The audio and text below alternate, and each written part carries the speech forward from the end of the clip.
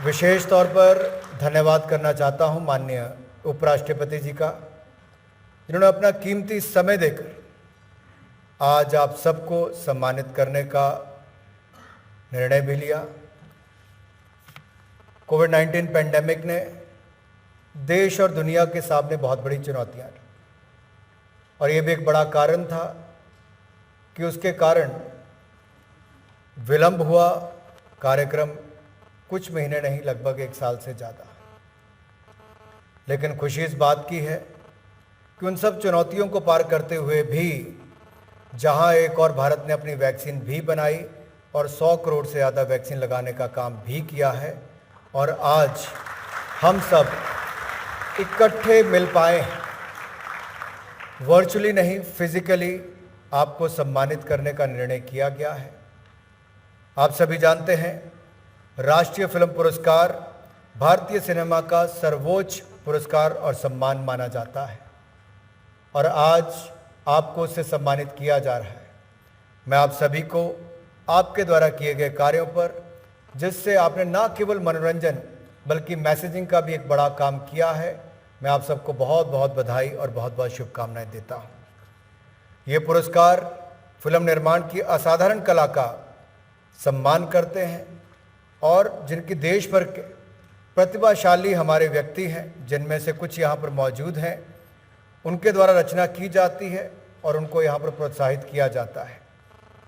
मैं jury members का भी आभार प्रकट करता हूँ, क्योंकि देश भर की सैकड़ों पिक्चरों के बीच में से आपके काम को चयनित किया जाता है।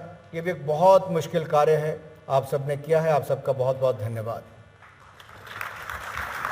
मैं उन सभी फिल्म निर्माताओं का भी आभार प्रकट करता हूं, जिन्होंने फिल्म निर्माण का सार्वभौमिक कला के माध्यम से हमें हमारी संस्कृति, परंपरा, मुद्दों और भावनाओं से जोड़ने का काम किया है। इस अवसर पर अगर मैं कहूं कि प्रतिष्ठित दादा साहब फाल्के अवार्ड, जो एक बहुत ही प्रेस्टिजियस अवार्ड है, उसके विजेता रजनीकांत जी को मैं बहुत बहुत बधाई देता हूँ। माई heartfelt congratulations to Mr. Rajnikant on being awarded as the prestigious Dada Saheb Phalke award. वैसे तो 5 दशक सिनेमा जगत के देते देते आप कहेंगे वेटरन होंगे, कोई कहेगा आइकॉनिक कलाकार हो गए। मैं तो कहता हूँ ये 5 दशक ने उनको इंडिविजुअल से एक इंस्टीट्यूशन के रूप में बदला है। वो अपने आप में एक संस्था है। And these 5 decades, I'll say 5 Ds: discipline, determination, dedication, dialogue and delivery. And you have done so. It is not humanly possible to sustain for such a long period and one after another giving such successful films. You have done a fantastic job.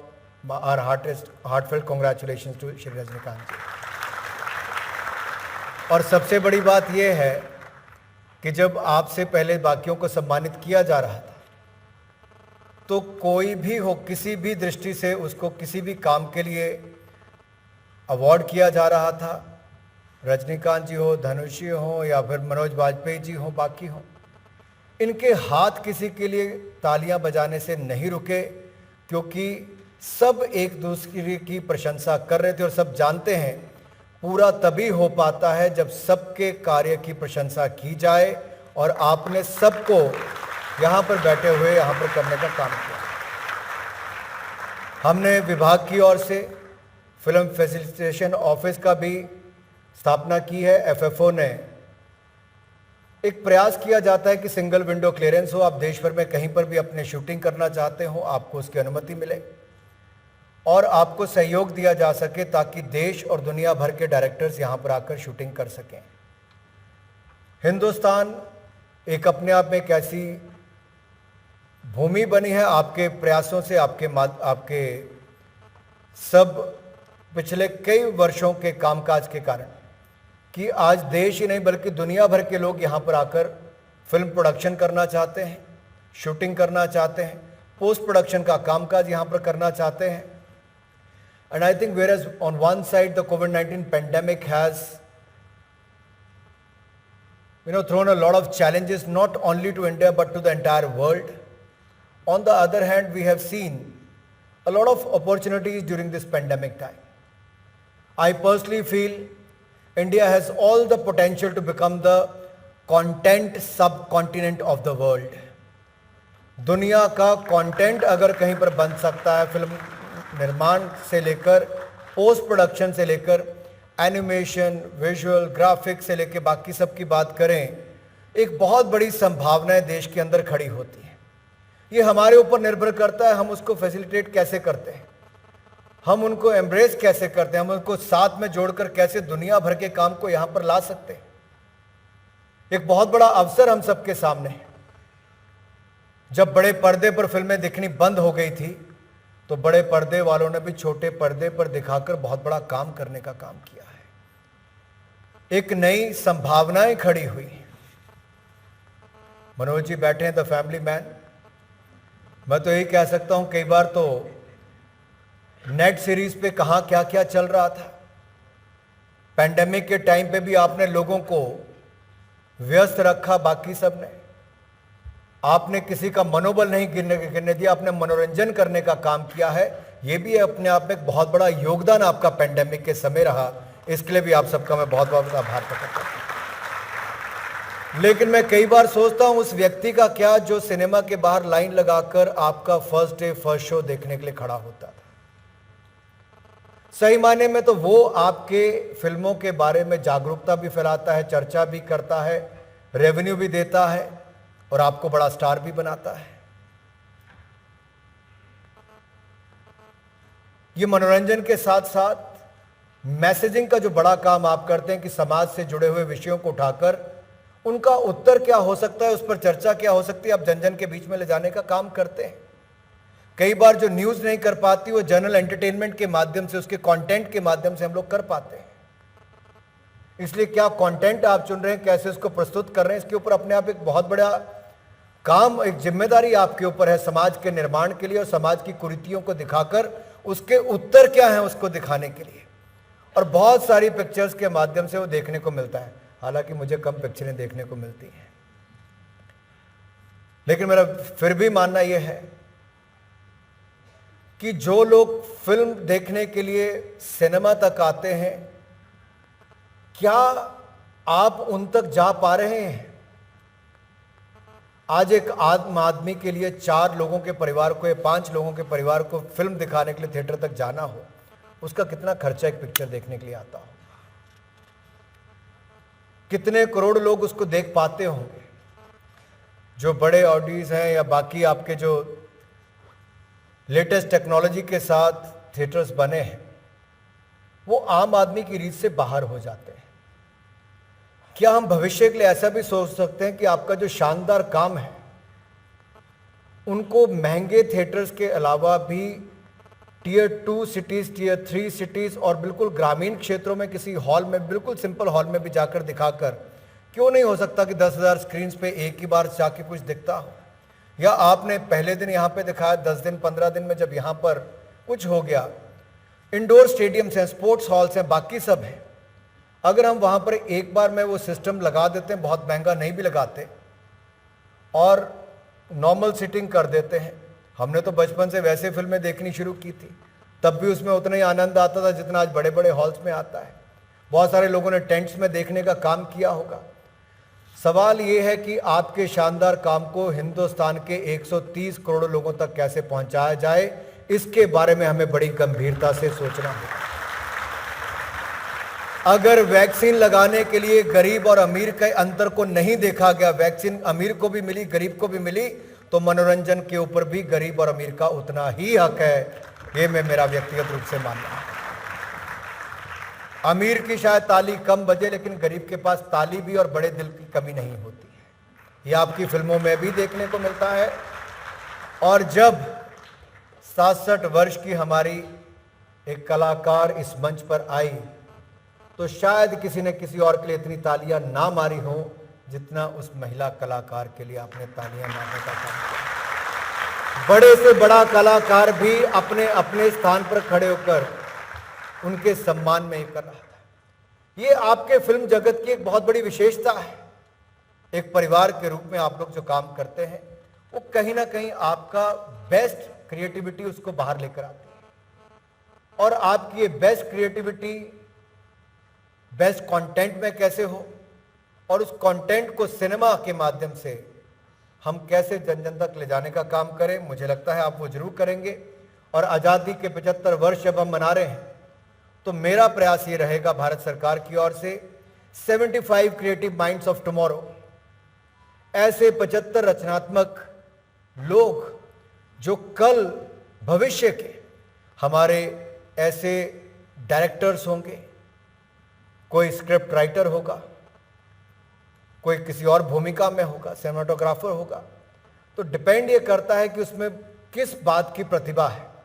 हम आज़ादी के 75 वर्ष में जहां एक और 52nd international film festival of India 20 नवंबर से 28 नवंबर तक गोवा में मना रहे हैं।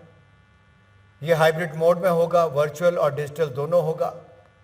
दुनिया भर के कलाकार, फिल्म निर्माता उस पर आए होंगे। उस समय मेरा प्रयास यह है कि जब मास्टर क्लास हो रही होगी तो ये उन युवाओं के लिए भी हो जिनके अंदर प्रतिभा कूट कूट कर भरी है लेकिन उनको अवसर नहीं मिलता। अवसर मैं उनको उस मंच से दिलाने वाला हूं। उन 75 क्रिएटिव माइंड्स को चुनकर देश भर के हम उनको चुनकर लाएंगे। उनके रहने खाने पीने की व्यवस्था से लेकर उनकी मास्टर क्लास से लेकर उनको एक ऐसा प्लेटफॉर्म देंगे जहां पर वो साजिद नाडियावाला से भी मिल सकेंगे, नितेश तिवारी जी से मिल पाएंगे, मनोज जी से जैसे बाकी कलाकारों से मिल पाएंगे, आप जैसे बड़े डायरेक्टर, फिल्म प्रोड्यूसर से मिल पाएंगे। एक ऐसा प्लेटफॉर्म जहां पर बड़े और छोटे की कोई दूरी ना, जहां पर एक बहुत प्रसिद्ध और एक बिल्कुल नए के बीच में उस जो गैप है उसको कम किया जा सके। हम उसके लिए प्रयास कर रहे हैं ताकि वो हो सके।